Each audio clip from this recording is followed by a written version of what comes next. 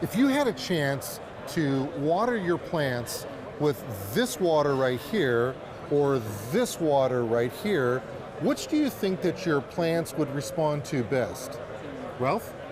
Well, it's the same water, but in this bottle, we figured out a way of economically taking out all the soap, hair, and lint out of the gray water, which is soapy water from showers, laundries, and hand sinks, and it represents 2 out of every 3 gallons in your home, so we can give 2 out of every 3 gallons a second lease on life.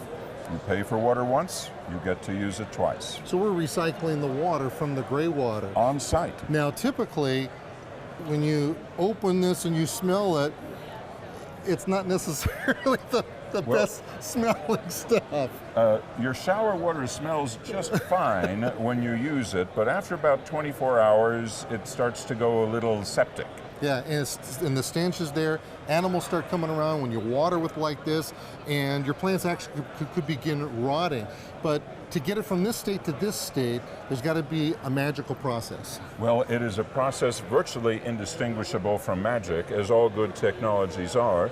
Australians invented both Google Maps and Wi-Fi, but there's nothing that they do better than water.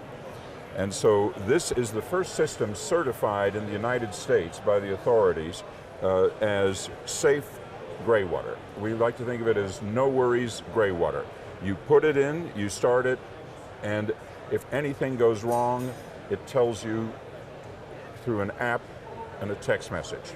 Okay, so therefore if I need to change my filters out, then I'm going to get a message about it. I don't have to maintain this once a week like the systems that I've actually done some studying on. That's why the Australians call it no worries grey water, mate.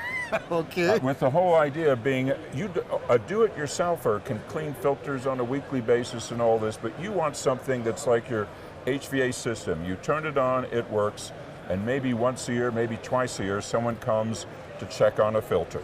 And that's as complicated as it needs to be in order to get mass adoption. And not only that, but this water, untreated gray water or partially treated gray water, can only be used for subsurface irrigation, and it must be used within 24 hours of production. But this has 10 different uses. It can be used above ground irrigation, edible plants, fruits, vegetables, fountains. You can even wash your car with it or flush your toilets.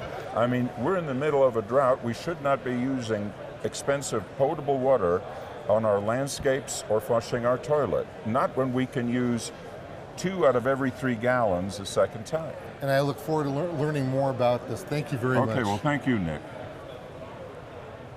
So this is right over.